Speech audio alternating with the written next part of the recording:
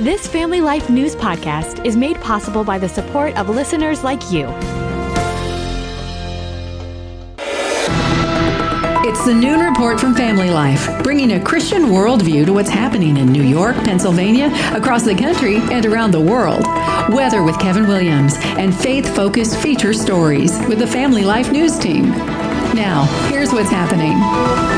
Big tech in big trouble. Good Friday afternoon. Welcome to the broadcast. Meta is facing a major fine today. The social media giant must pay more than $500 million for its addictive algorithms that are causing mental health problems in kids. In a landmark ruling, a New Mexico judge has ordered Meta, the parent company of Facebook and Instagram, to pay $567 million after the company was found liable for helping fuel the state's youth mental health crisis.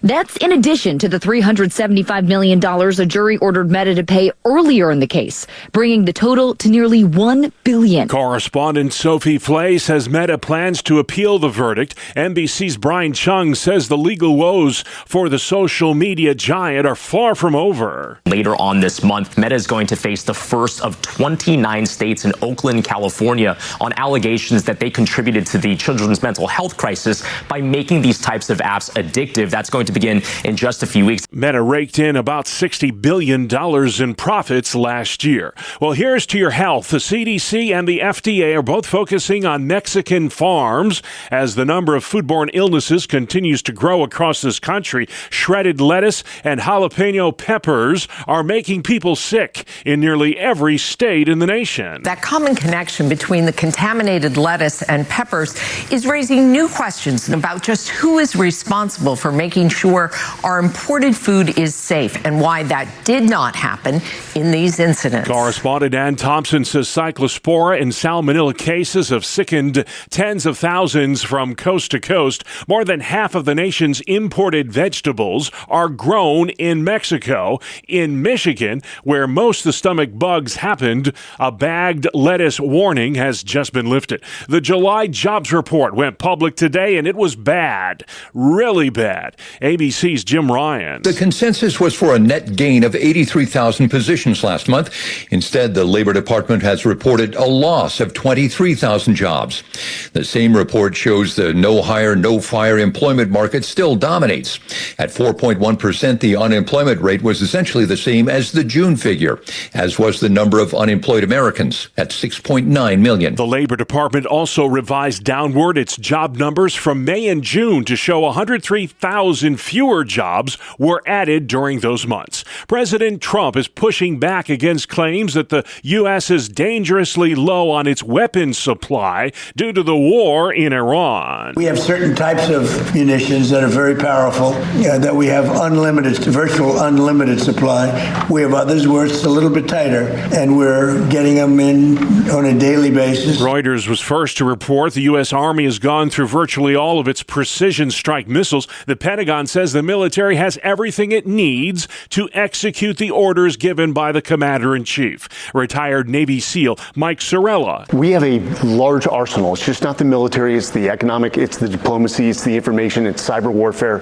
We can hit Iran from many different directions. Meanwhile, a deal is still in the works to get the oil flowing again in the Strait of Hormuz. Fox's Steve Harrigan. The agreement would give Iran control over ships entering the strait and Oman control over departing ships. And in the Red Sea, Iranian-backed Houthi terrorists launched fresh attacks against Saudi Arabia, firing missiles at 2 oil tankers. The Houthi attacks risk creating a wider war with the threat of retaliation by Saudi Arabia. Houthi attacks on military camps in Yemen overnight resulted in the deaths of nearly 40 Yemeni soldiers. President Trump has signed an executive order that seeks to end birth tourism. The action intended to clamp down on visas that are issued to foreign visitors suspected of traveling to this country for the sole purpose of delivering a child.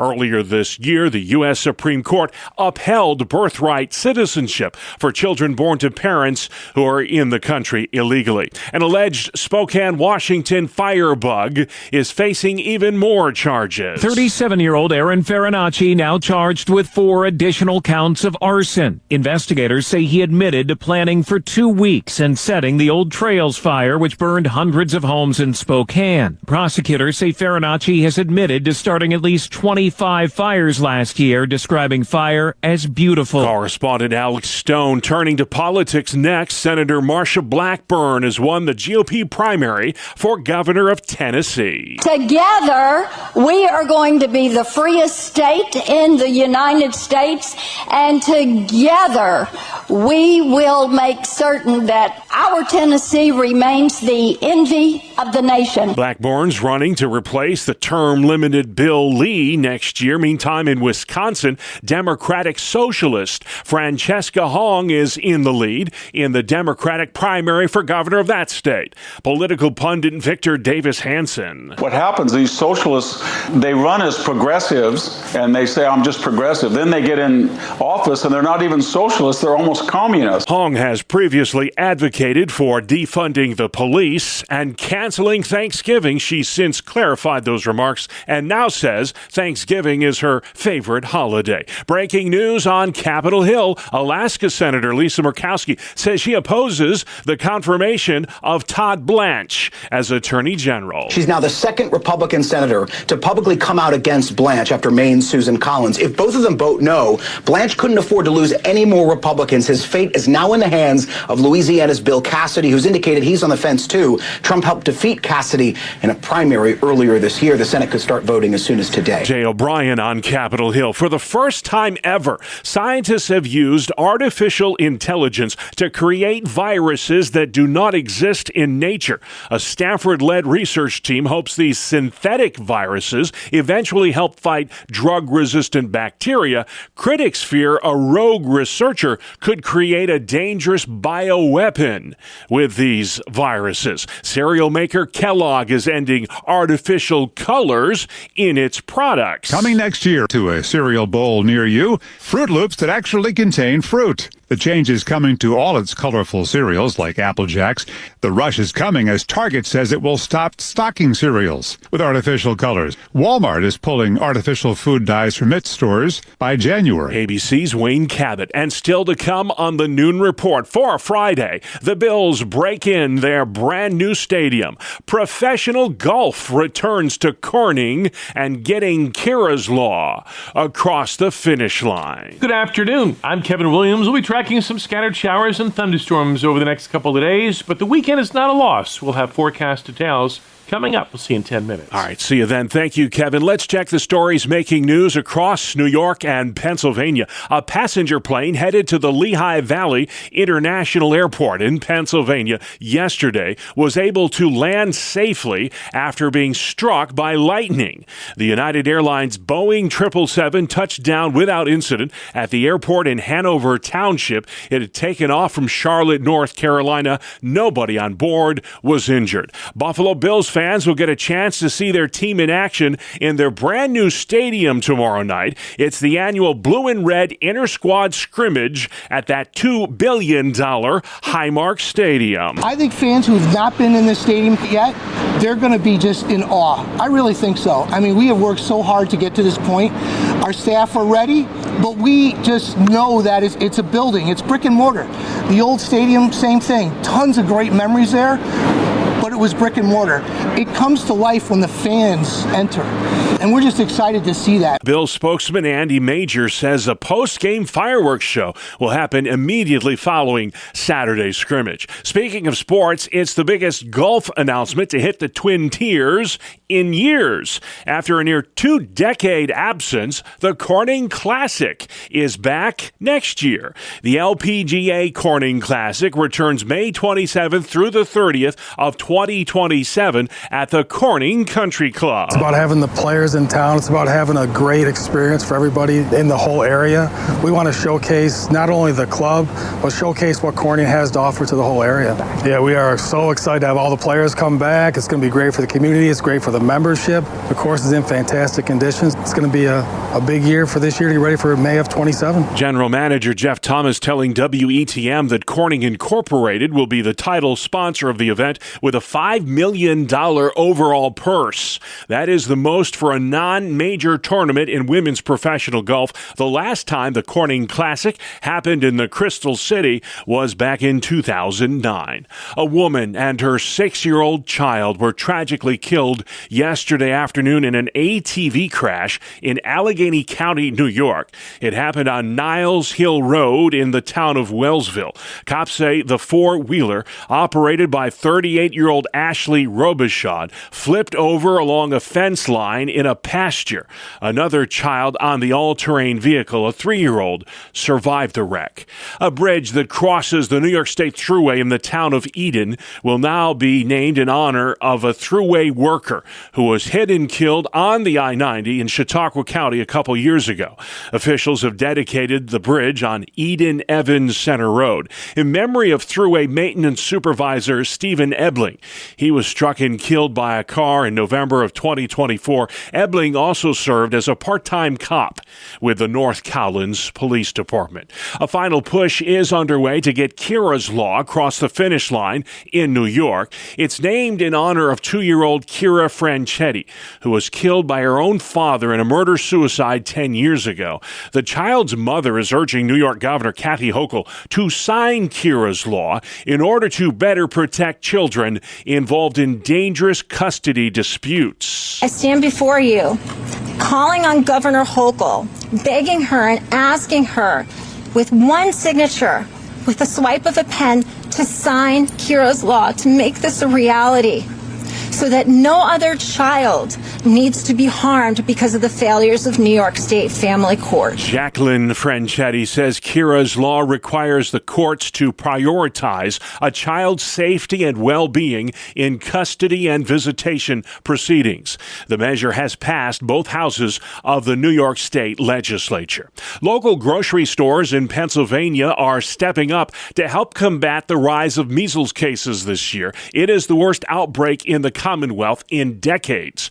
Giant and Martin stores announcing today that the MMR vaccine is available at their in-store pharmacies. Measles is highly contagious and can lead to serious health complications in young children and unvaccinated people. The 2-dose shot is said to be 97% effective this year. Walk-in vaccinations are available, but customers can also book an appointment online at those grocery stores. This week is National Farmers Market Week, and Pennsylvania's farmer-in-chief stopped by one of the mid-state's most popular markets in Hershey yesterday. Agriculture Secretary Russell Redding spoke about the vital role that farmers markets play in the community. We're in a moment where you've got so many disconnects, right? In the big marketplace, sometimes it's difficult to know, like, where did the product come from? Who's feeding it? What's the relationship between the food I'm consuming or buying from my family and the landscape of my community? So when you're here at the Hershey's Farmers Market, I mean, you see that, right? You see the landscapes, you meet the farmers, it all comes together. According to Penn State Extension, there are more than 1,000 farmers markets in existence right now across Pennsylvania. The Rochester International Air Show happens this weekend at the Greater Rochester International Airport. What a sight that is. The world-famous U.S. Air Force Thunderbirds and the U.S. Army Golden Knights will be performing their death-defying aerial acrobatics. You gotta see it to believe it. The air show happens tomorrow and Sunday in Rochester, New York. A woman who was struck by a flying baseball bat at a New York Yankees game in June is now suing the team for $10 million. Stephanie Dulock was sitting behind home plate back on June 2nd as the Yankees took on the Guardians in the Bronx. After a Guardians player lost control of his bat, it went flying into the stands, striking Dulock in the head. She says she's now suffering from a traumatic brain injury and has been unable to return to work. Her lawsuit alleges that the netting behind home plate in her section was lower than in the surrounding sections and would have otherwise stopped the bat from entering the crowd. The Yankees have yet to respond to the lawsuit. In New York, I'm Jonathan O'Halloran. Thank you, Jonathan. The Little League World Series U.S. regional tournaments will get underway this weekend. It's almost time, folks. The Southeast and Southwest tournament started yesterday. The Midwest region gets in on the action today. 5 regional tournaments begin tomorrow. The Mid-Atlantic and West regions play Sunday. The Little League World Series begins Wednesday, August 19th in South Williamsport, Pennsylvania. And still to come on the Noon Report, a Friday edition. Meta forced to pay millions. Dismal July jobs report. And all things Jimmy Stewart in Indiana, Pennsylvania. Welcome to Breakpoint, a daily look at an ever-changing culture through the lens of unchanging truth. For the Colson Center, I'm John Stone Street. Culture is downstream from anthropology. What we think about human beings, who they are, their value, their nature, their purpose, forms how we think about society, including our definition of a healthy, flourishing society. In his talk at the Colson Center National Conference, speaker, apologist, and author Abdu Murray described how our shifting view of human nature has affected so many things in our culture. Here's Abdu Murray. We had this thick, beautiful, robust idea of what it meant to be human. But over the course of some centuries, we began to under-spiritualize and over-psychologize what it meant to be human, and so we shaved some layers off of this idea of the soul, and we had this semi-robust idea of the self. And so the self is still somewhat communal, and it's somewhat transcendent in one way, but it's more about like, how does the outside world affect my psyche? And then how does what happens to my psyche affect how I affect other people? And so the idea of the soul became less communal horizontally and vertically and became more inwardly driven and more skull-centered. And then, over the course of the decades of recent vintage, we began to take this idea of the self and shave off layers of that. And so we got thinner and thinner and thinner, and now we have this unbiblical idea of identity. And our identities are no thicker than the bumper stickers we slap on the back of our Subarus to tell everyone our political opinions. But because of the fragility of that idea of the identity, any criticism, any challenge to our opinions becomes an existential threat, because we can be blown about just like leaves are blown by the wind. And with that fragility, we are now encountering what I'm calling a cultural schizophrenia. We are being told 2 competing claims. We're told that these 2 competing claims are actually both true at the same time, even though they contradict each other. But we're required to believe both, and therefore leave the reconciliation of the contradiction as a mystery to us. The first claim is this: you are a machine. That's what you are. You're just a machine. You have the illusion of consciousness. You have the illusion of free will. You have the illusion of morality. But really what's going on is just neurons firing and synapses and neurotransmitters and electrical impulses in your brain. You just are a machine that reacts to external stimuli just like every other machine does. That's all you are. The competing claim with that is the exact polar opposite. You are God.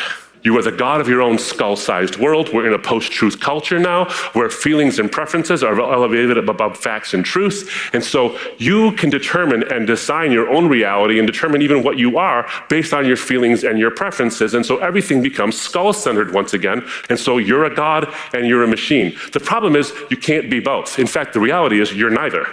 And so it's no wonder then that young people, and we've seen already the data on this, as we're trying to bounce back between these 2 things and technology inserts itself, no wonder it is that young people are now the most anxious generation, because the human mind craves coherence. And when it receives this contradictory message and its inability to reconcile those 2 things, at some point, young people, and all people really, but young people especially, simply have a learned helplessness that sets in and they give up. And then they are defined by whatever happens to be popular. That was Abdu Murray. You can hear his entire talk and get access to every talk from this year's Colson Center National Conference with a gift of any amount to the Colson Center this month. Just visit colsoncenter.org/August. That's colsoncenter.org/August. For the Colson Center, I'm John Stone Street with Breakpoint. Thank you, John. Outside we go next. It's weekend weather. Weather where you live with meteorologist Kevin Williams. Here is your Family Life regional weather forecast this afternoon. Warm and sticky.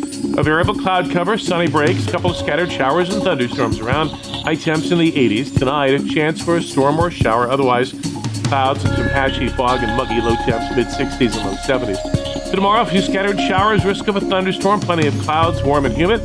High temps, lower 80s. Sunday, a mix of clouds and sunshine. It's the better weekend day with a high temperature around or just over 80 degrees. All right, thank you, Kevin. This is the Noon Report on Family Life. I'm your host, Bob Price. Great to have you with us today, Friday, the 7th of August. Here's what's going on. Meta is facing a major fine in its ongoing legal battle over social media addiction. The tech giant's been ordered to pay more than $500 million to the state of Mexico. It's also been ordered to make changes in the way minors use Meta platforms like Instagram and Facebook. That $567 million Meta is required to pay will go to an abatement fund. It will be used for the treatment of young people who were harmed by social media. This is on top of the $375 million in civil penalties that Meta was ordered to cough up after it lost a child exploitation trial in New Mexico in March. That's Fox's Madeline Rivera. The U.S. economy unexpectedly shed 23,000 jobs in July. That's a far cry from the 83,000 job gains that were expected. Despite the slump, the overall unemployment rate did dip slightly last month to 4.1%. A second Republicans come out in opposition to Todd Blanche for Attorney General. She's Alaska Senator Lisa Murkowski and now says she cannot support the nominee. More from Tanya J. Powers on Capitol Hill. Murkowski said in a statement that she is concerned that the Trump administration could go forward with its proposed fund to compensate January 6th rioters, even though Blanche has said he will shelve the idea. She also said she has issues with the handling of the release of the Epstein files and what she called, quote, sweeping immunity protections granted to President Trump, his family, and their businesses, among other things. Murkowski joins Maine's Susan Collins in opposing the Attorney General pick. That means Todd Blanche cannot afford to lose support from any more Republicans. A final vote on the confirmation could happen soon in the U.S. Senate. A deal to reopen the Strait of Hormuz is in the works, but it's not done yet. NBC's Keir Simmons. Amid ongoing peace talks, ships in the Strait of Hormuz still face fire from Iran and a U.S. blockade. If you do not comply, we will compel compliance with force. The negotiations President Trump said could conclude this week still dragging on. I think we're doing very well.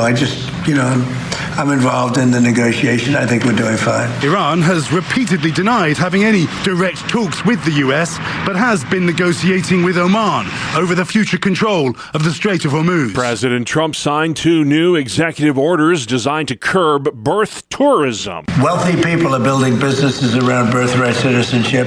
That's not the way it's supposed to work. It's a disgrace. A previous Trump executive order on birthright citizenship was reversed a few weeks ago by the U.S. Supreme Court. Unfortunately, we had a bad decision, very unfair decision. Our country suffers because of it, and we're ending it a different way. The Trump administration's now denying visas to some pregnant women looking to enter this country. White House spokesman Stephen Miller. So if you're telling a consular officer you're here as a tourist, but your true purpose and intent is to go to a baby mill, give birth, and try to mint an American citizen while you're here, then you're committing a fraud against the American government. According to the nonpartisan Migration Policy Institute, birth tourism is a problem.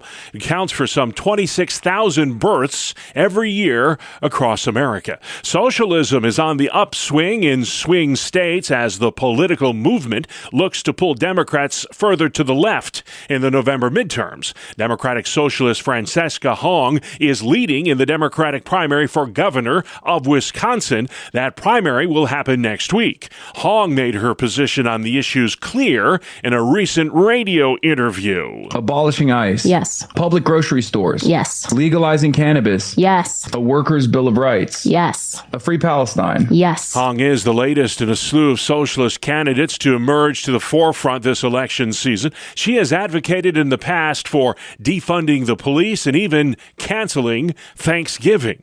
The nation's first detransition clinic will be opening this fall in the state of Texas. It follows an historic settlement between Texas Children's Hospital and the state attorney general, Ken Paxton. Other states, I don't care if they're Republican or Democrat, will use this as a model because we're talking about children here. We're talking about irrevocable changes to their body, whether it's through surgery or chemical therapy or whatever it is.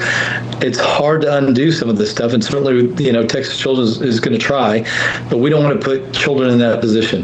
Texas Children's Hospital must pay $10 million for billing Medicaid for gender transition surgeries on minors. The detransition clinic must be open by the end of October. Doctors are banned in Texas now from performing any more sex change operations on kids. New polling numbers suggest that more Americans believe couples with children should get married. Roughly 4 in 10 Americans say it's very important for a couple to be legally married if they have a child together. That's up 10 points from a previous Gallup poll taken in 2020. The increase is driven by Republicans, where 58% say the marriage of parents is very important, a 22-point bounce in 6 years. 82% of the people who took the survey said their parents were married when they were born. 67% were raised in two-parent households. I'm Rory O'Neill. Thank you, Rory. Researchers at Stanford University have, for the very first time, used artificial intelligence to create a functioning synthetic virus. The hope is this technology will lead to medical breakthroughs like using AI-created viruses to kill E. coli and to fight drug-resistant bacteria. Critics are worried, however, it could open the way to creating viruses that are difficult to stop or even new biological weapons. You're listening to the Noon Report for Friday on Family Life.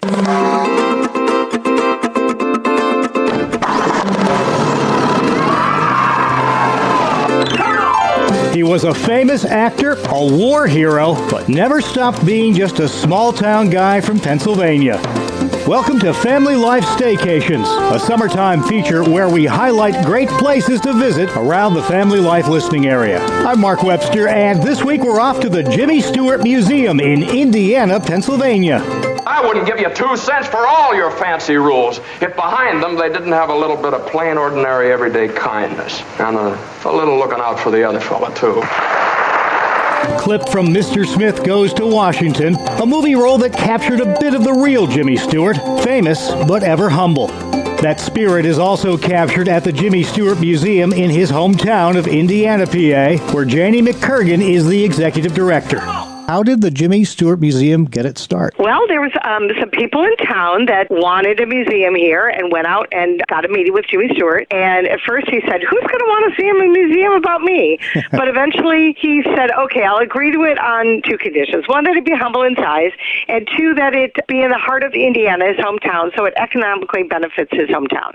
Most people know him for all of his famous movies. He was just so amazing for his versatility. Some have likened him to Tom Hanks, who is maybe a more modern-day version, and the ability to play so many different roles so well. Oh, I agree. He, early in his career, he did a lot of romantic comedies, but then he went in and did 4 Hitchcock, suspense movies. Mm-hmm. He played real-life people. He did a ton of really gritty westerns. He kind of could do it all. I think that goes to show of his longevity of making almost 80 films. Beyond Hollywood, there was so much more to Jimmy Stewart, the man, who, despite all the fame, as we mentioned, just never seemed to lose that small-town humility. He didn't. His dad was a big influence on him, the importance of community and hard work and really doing your all and helping others. He was a big humanitarian, but we never knew that until really after he died because he didn't want his name attached to any of the donations or things he did behind the scenes. But then he was also a World War II hero, and he didn't even have to be. He was drafted, and he got out of the draft because he was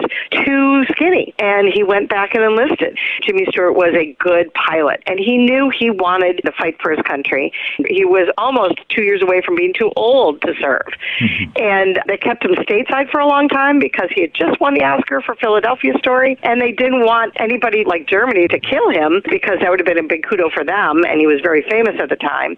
And eventually they needed him, and he flew about 20 combat missions, really dangerous ones, over Germany, Nazi Germany. The Hollywood gallery that's there, how do you even cram such a large career into one gallery? It's just so many movies. Well, we have this big circular gallery that goes around our 50-seat theater. So we have a theater in the museum that shows different matinee each week at 1 o'clock, except for at Christmas time we show It's a Wonderful Life for 6 weeks because everybody wants to see that. But yeah, so we also show biographies in the morning, but all the way around is this big circular gallery that covers, it's got scripts and movie posters and photos and costumes and props and awards. So we really cover, I think, all of his films. It's really fascinating fascinating to go through some of these movies. You, as I understand, show Jimmy Stewart movies every day there. We do. We show one, and it's including your admission. So it's as good as you can see an old movie. Let's put it that. Because not all of them were filmed in surround sound. But it's a great experience being surrounded by all of Jimmy Stewart's things, and it's really neat to have people come in. And some people get a membership, and they come in often, like every week, to see a movie. So it's very cool. We have a hallway for his radio career, and we have a hallway that's a rotating gallery that changes 4 times a year. Of course, at Christmas, it's always It's a Wonderful Life exhibit. So much packed into one museum, so much packed into one life. Absolutely. Give us the particulars, admission hours, where you're located. We are located right on Philadelphia Street, 835 Philadelphia Street. We are open Monday through Saturday, 10 to 4, and on Sunday, 12 to 4, except for some major holidays. It's above the library, so it looks deceiving. It looks really small. When you come in, you've got 6 galleries and a lot of stuff, and 80% of it is Jimmy Stewart hand-picked for us to display in his museum, which is cool. And then everything in town, we've got a map that you can either drive or walk to see where he was born, his boyhood home, the statue in his honor, the church, his grandparents' house, and then you can drive out to our airport that has his Cessna 310 personal airplane on a pedestal, and it rotates in the wind, and the propellers go, and a wingtip and taillights light up at night. Janie, I appreciate it. To borrow from that certain movie, it's been a wonderful interview. Oh, well, thank you very much. Janie McCurgan with the Jimmy Stewart Museum in Indiana, Pennsylvania. And this has been Family Life Staycations, a weekly summertime feature highlighting great places to visit around the Family Life listening area. Please join us again next time as we hit the road for another Family Life Staycation. Come on! All right, Mark, can't wait to see where we go next week. All our summertime staycation destinations are available online anytime. Just go to Apple Podcasts, Spotify, YouTube, or FamilyLife.org. And finally, at noon for a Friday, the 127 yard sale, also known as the world's longest yard sale, is taking place right now across multiple states. It's called the 127 yard sale because it follows along U.S. Route 127 in 6 states, beginning today in Addison, Michigan, and ending in the town of Gadsden, Alabama. The yard sale spans some 690 miles through Michigan, Ohio, Kentucky, Tennessee, Georgia, and Alabama. It gives the public a chance to stay off those busy interstates and instead enjoy the more scenic routes through small towns and rural communities. The world's longest yard sale runs through Sunday. And that's our world, the world we live in. Friday, the 7th of August. Have a wonderful weekend. I'm Bob Price, Family Life News. You've been listening to the Noon Report, heard weekdays on Family Life. Thank you for listening. Thank you for listening to this Family Life News podcast. If you've been encouraged by what you've heard, please share it with others and click the subscribe button to automatically receive future episodes. Family Life is a listener-supported ministry. Podcasts like this are made possible by your financial partnership. Find out more at familylife.org.